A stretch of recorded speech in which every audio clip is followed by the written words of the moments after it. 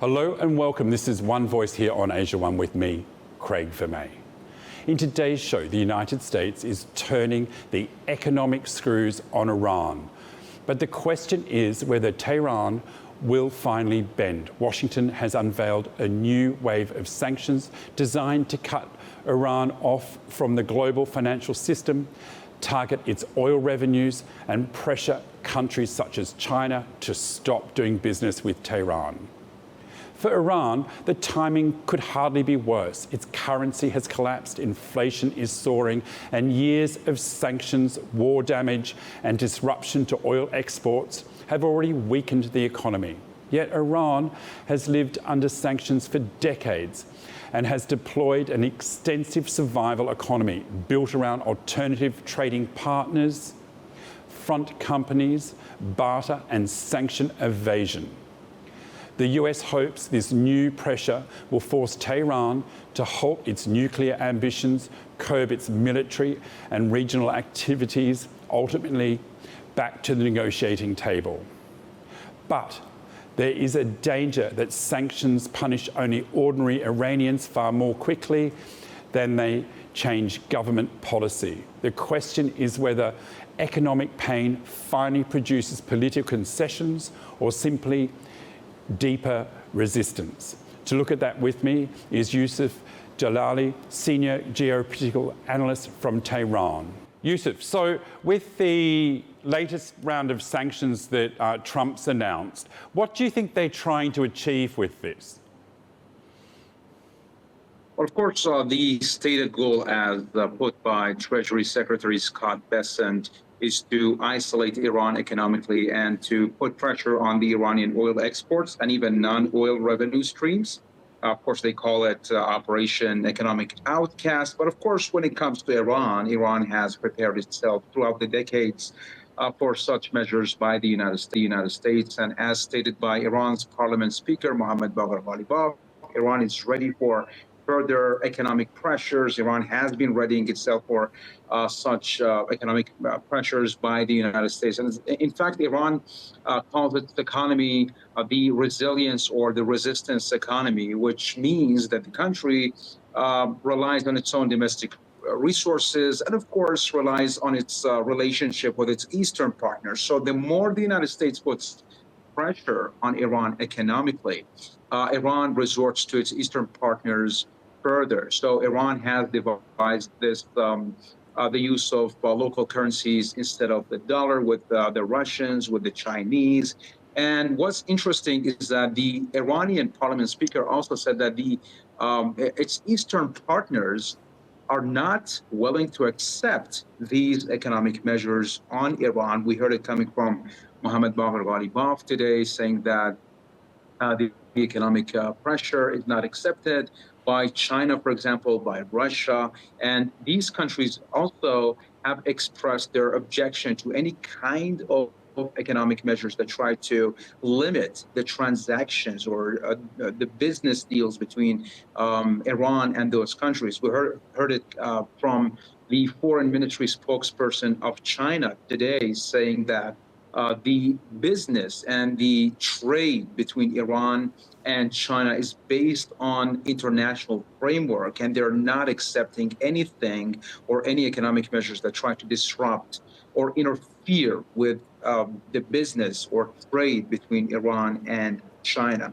All in all, Iran views any kind of economic measures being put on Iran from the United States as a means to cover their failure, their military failures on the ground. So, for example, Foreign Minister Abbas Araghchi said that he called the move as economic terrorism against Iran, and he said that this shows that the United States has failed militarily in order to putting pressures economically to try to cover up their failures militarily against Iran. So even before this conflict, Iran's economy has been under some pressure. So how much more can it absorb? You're saying there that some Eastern partners might be willing to step in and help, but how much more can the people really absorb? Well, of course, Iran is saying that the country has already adapted itself against any economic shocks coming from the West and the United States in particular.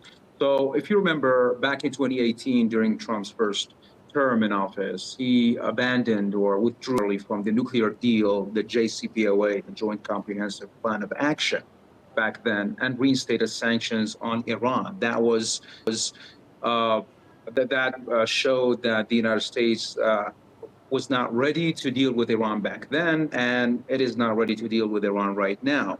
So what Iran is basically saying is that the country has, throughout 47 years of sanctions and economic pressure, all kinds of embargoes being imposed on Iran's military, on Iran's different industrial sectors.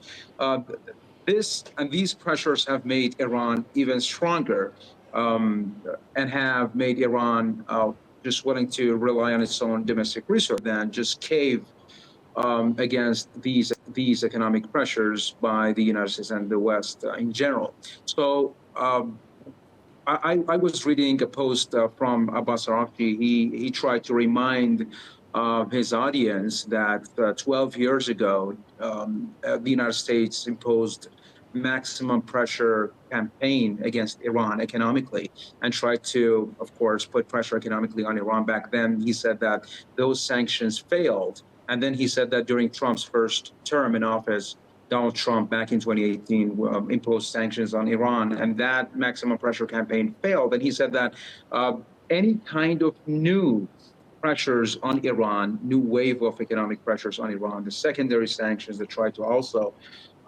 disrupt Iran's so-called shadow fleet, trying to facilitate Iran's export of oil. All these measures will be doomed to failure. So Iran is basically saying that any new measures by the United States economically will be doomed to failure, and that Iran has been readying itself throughout these years and decades against any kind of economic measures against Iran. And we heard it from Mr. Madani-Zadi, who's the economy minister. He said that Iran has a 2-year plan ready to confront any kind of new economic measures by the United States. And the central bank officials have also argued that the new measures do not introduce fundamentally new restrictions beyond what Iran has faced for years from the United States. So basically, Iran is trying to send this message of resilience, both economically and militarily. And as long as Iran is seeing the United States putting more pressure on Iran, they receive this signal from the Americans that they're not willing to come back to the negotiating table. Any new measure by the United States economically shows Iran that the United States is not ready to talk.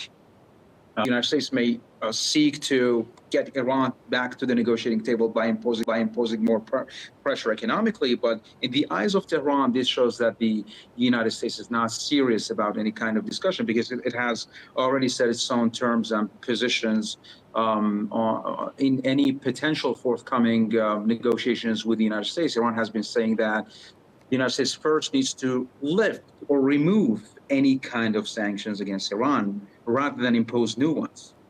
Yes, so, and before you said that China will be continuing its economic dealings with Iran, and I suppose that includes oil. So that's a major revenue stream that will continue. Well, of course, China has expressed its objection to the United States pressures on Iran. Of course, the United States may be able to succeed trying to disrupt this flow of oil from Iran to China. We know that China is Iran's top trade partner and top customer of Iran's energy. So China is an energy-hungry country, and Iran is an oil-rich country. And this back and forth between Iran and China has been consistent, even during the peak of the United States sanctions on Iran. The Chinese continue to buy and purchase Iran's oil. So Iran is not worried about China leaving Iran or just abandoning the purchase of Iran's oil. And the Chinese do need to continue to buy Iran's oil. But even if the United States succeeds in just disrupting this flow of oil from Tehran to Beijing, then this would create friction between the Chinese and the Americans as well, because we see that China is trying to stay out of it. China is not taking sides here. China needs Iran's oil. China needs to buy Iran's oil. and is not here to take sides. But of course, if the United States tries to just put pressure on Iran, at the same time, it is putting pressure on China as well, because China has to then think of alternative ways to try to supply its energy sector. So the United States has to also bear in mind that any pressure on Iran would be tantamount to putting pressure on China, and that would most likely trigger an economic warfare between China and the United States as well at the same time, and the Americans do not want this to happen. Now that's already got a lot of friction in that relationship without adding Iran in. So how is the leadership of Iran going to reassure the people that they're not going to feel the effects of the secondary sanctions? We've been hearing Iranian officials, military and political officials, simultaneously trying to just advise people to stay calm and not to worry about any consequences as a result of the United States imposing sanctions and new sanctions on Iran. And we see that the United States has changed the way it tries to pressure Iran, even economically. It has extended and just expanded the scope of the sanctions, now putting sanctions on Iranian officials as well, because we know that the Treasury Department has imposed sanctions on key Iranian military figures at the same time. I'm not sure how this is going to just try to bring Iran back to the negotiating table.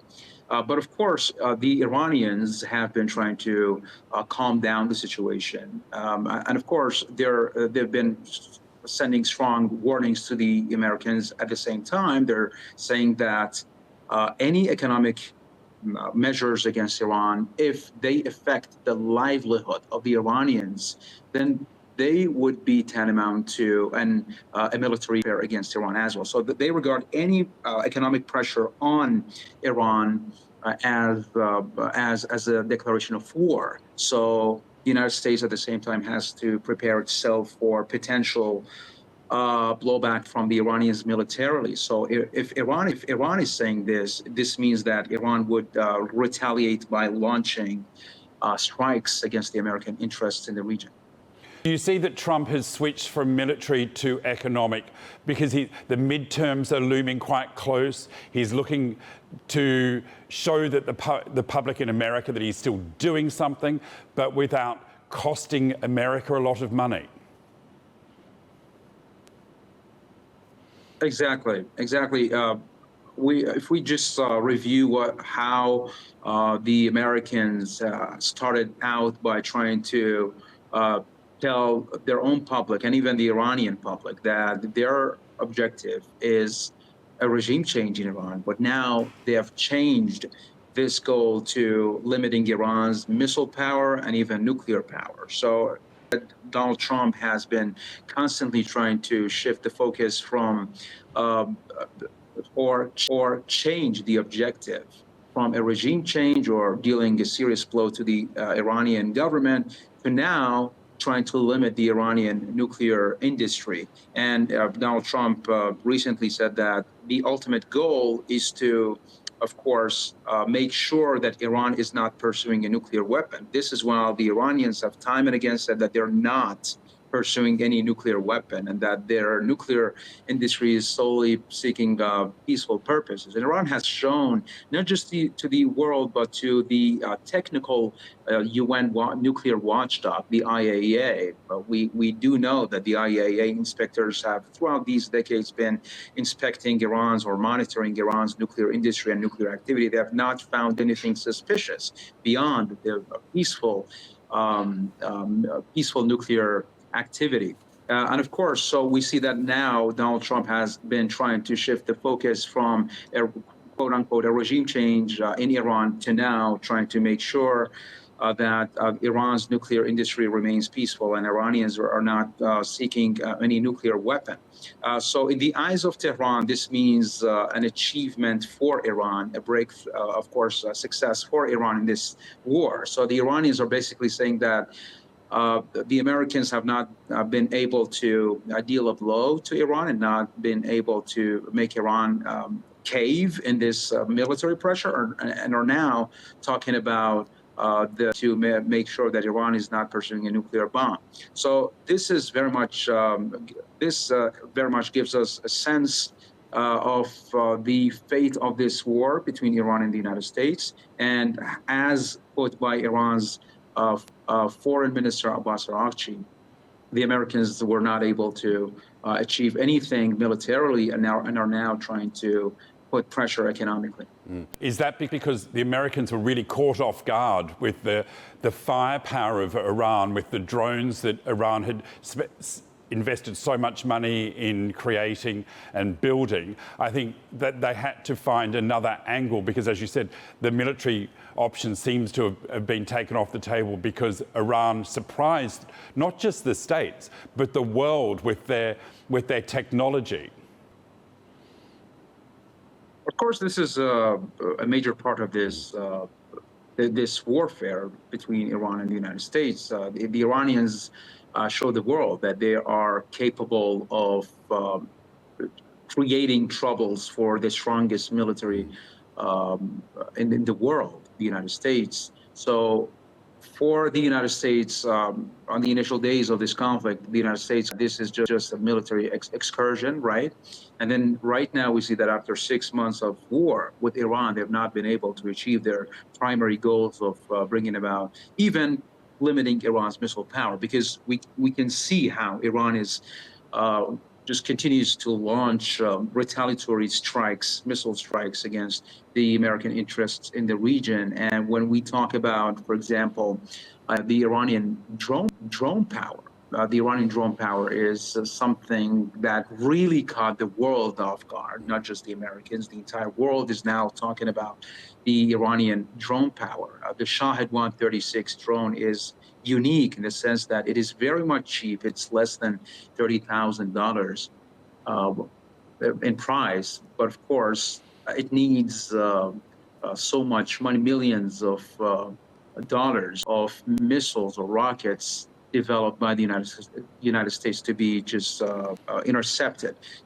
So this is very much significant. This really changed how the world militaries have to adapt to this new war. So they have to monitor right now and have to prepare for some new technologies. And Iran really introduced new technology in this scene. But of course, all in all, we see that the Islamic Republic of Iran has warned, and certainly the advisors of the Trump administration have warned him, but he did not heed those warnings, and he launched and waged this full-scale war against Iran.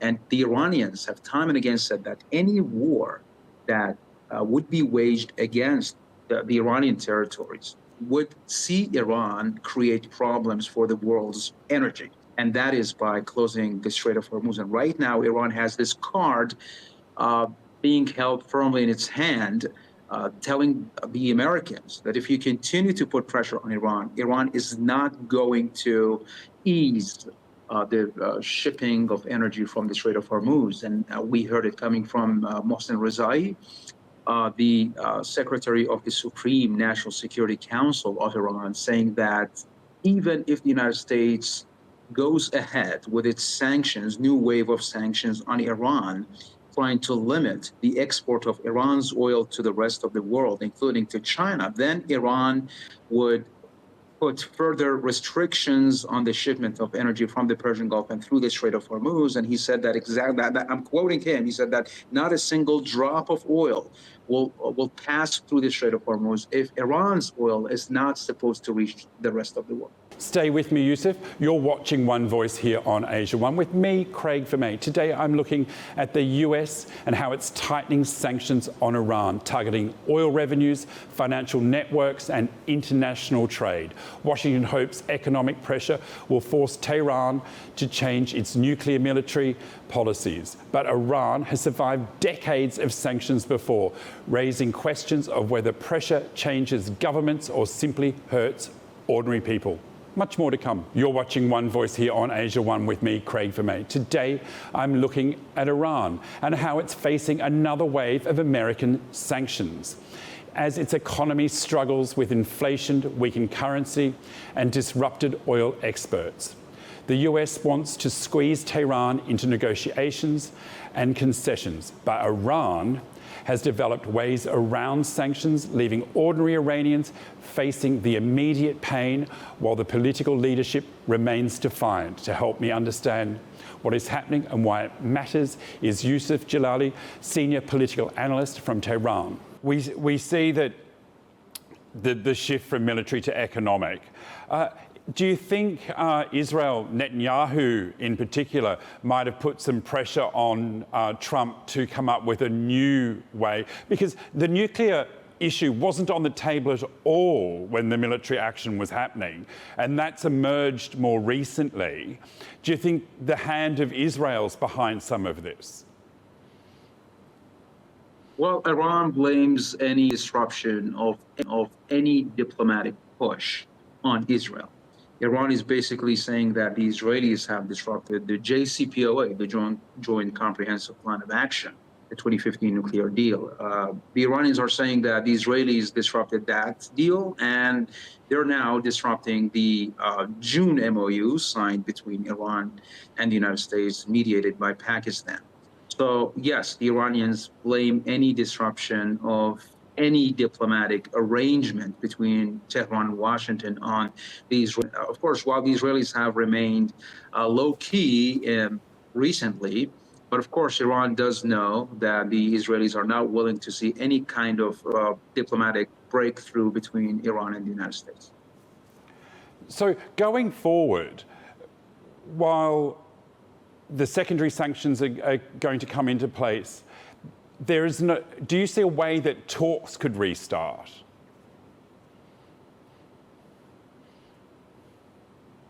Of course, everybody is now expecting that talks will resume. Of course, many are at the same time, many observers are talking about the potential for escalation and the resumption of the conflict between Iran and the United States. But at the same time, we see that third parties like Pakistan, Egypt, Qatar, Oman, these countries have been constantly and actively pursuing a diplomatic or political off-ramp out of this war. For the United States, this is turning into a quagmire. More than 6 months of conflict with no achievement for the United States. But of course, we see that these efforts by third parties, as I mentioned, by Islamabad, by Cairo, Muscat, and other countries are actively trying to de-escalate. We saw that Mr. Munir, the Pakistani army chief, arrived in Tehran yesterday and talked to senior Iranian officials, trying to send some or just exchange messages or just deliver the United States message to Iran. And he did receive a message from Iran to the United States. So these activities, these diplomatic efforts are constantly ongoing by third parties trying to de-escalate the situation. But of course, for Iran, one thing is very much important. The Iranians are saying that the United States has to recognize and acknowledge Iran's sovereignty over the Strait of Hormuz. The United States has to the sanctions. The United States has to lift the naval blockade it has been imposing on its key ports in the Persian Gulf and the Sea of Oman.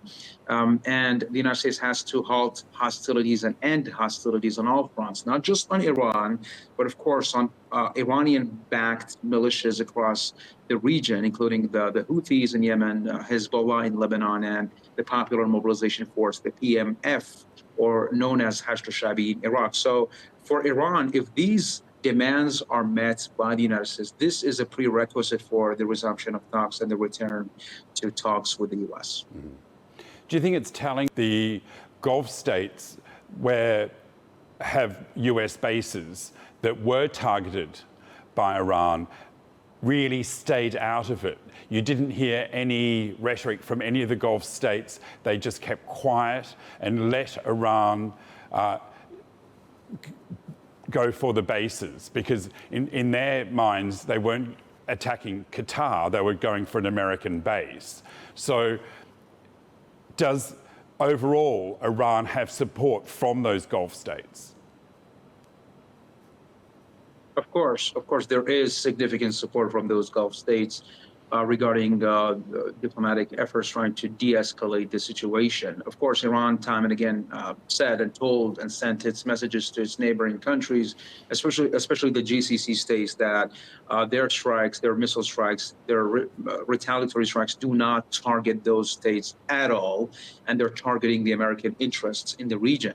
And of course, this has created a new debate that the United States has not been able to ensure and guarantee the security of the states that it has security deals with in the region. And those countries are considering new agreements and new security deals with regional states. We see this happening for Saudi Arabia, Pakistan, and Turkey. So this shows a significant shift from reliance on American assurances, security assurances, to regional security deals and coalitions that really tell the world and tell the Americans that they're not trustworthy with regards to their multi-billion-dollar deals with Arab states in the region, trying to just empty their pockets, and with promises of establishing security for those countries, and are now, those countries have been well aware that the United States is not trustworthy, and they're really resorting to each other to try to ensure their own security. Security. Do you see economic deals being done now as well? Well, of course, in the long run, we can see new coalitions, both economically and militarily, to take shape between regional countries. If this war even continues, if the sanctions Iran come in, because if the sanctions come in, that's going to really annoy the US if new economic deals are done across the region. Of course, this is not something that the United States sits well with. Of course, any kind of push by regional countries, because see, the Islamic Republic of Iran has time and again said that the United States or extraterritorial forces cannot ensure the safety and the security of regional countries, be it militarily or be it economically. So this is something that Iran has time and again said and warned the regional about, and we can see that such a thing is taking shape right now. And of course, when it comes to Iran, because we're talking about Iran, Iran is saying basically that the future of the region, the future of the Persian Gulf, the Sea of Oman, and the Strait of Hormuz would not remain the same on the day after this war ends. This means that the regional countries would take responsibility and take charge of regional affairs. Iran is basically saying that the United States has no place in the region. The United States did not have a place in, for example, if you remember back in a couple of years ago when the Iraqi parliament signed or passed a bill trying to expel the American troops from the Iraqi territory. And what that led to new arrangements for the Americans putting some conditions, setting some conditions for the withdrawal from the Iraqi territory. They're saying that, first of all, disarm or merge the militias in Iraq, the Iran-backed militias in Iraq, with the army, or disarm them first in order for the American troops, or before the American troops exit the Iraqi territory. So such a thing and such conditions are not accepted by the Iraqis, and they're not accepted by the Iranians as well. So Iran has warned the region about the Americans just setting the terms in the region, coming from miles away, thousands of miles away, trying to set the terms and set conditions for regional countries. So all in all, this war with Iran, this war waged by the United States against Iran has proved to the regional countries and regional nations that Iran's promises and Iran's warnings have been and will be true. If they do not heed Iran's warnings, then we can see more and more pressure from the United States come, not just against the Islamic Republic of Iran, but also against regional countries like Iraq, and in the future, maybe against the GCC states as well. So Iran isn't just facing extra sanctions at the moment, it also has to rebuild some infrastructure that was damaged by the US in this war. which will also cost a lot of money.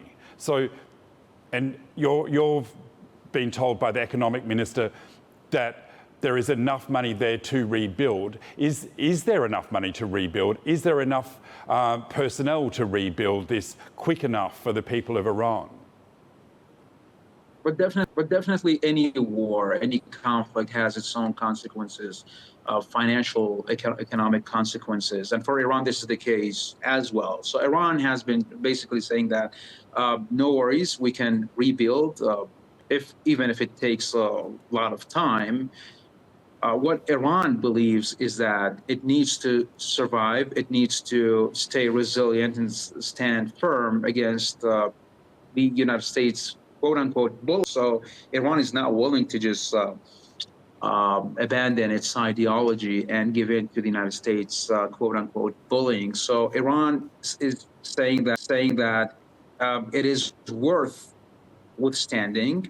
It is worth staying firm and holding on firm to their positions, because if Iran gives in to the United States pressure, this would bear even more and more negative results for the Islamic Republic. So Iran has no choice but to resist.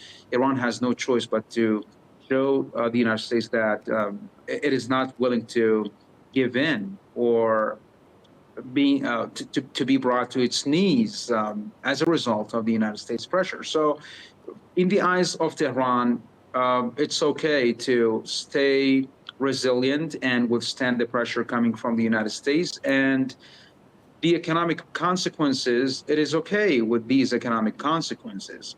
At the same time, it is trying to manage the country economically. It is constantly in talks. For example, we heard Mr. Pezeshkian, the Iranian president, holding talks with some economic experts over the past weeks and months, trying to find a way to rebuild, trying to find a way to survive not just the military pressure, but the economic pressure. So for Iran, there's no choice but to resist against the Americans.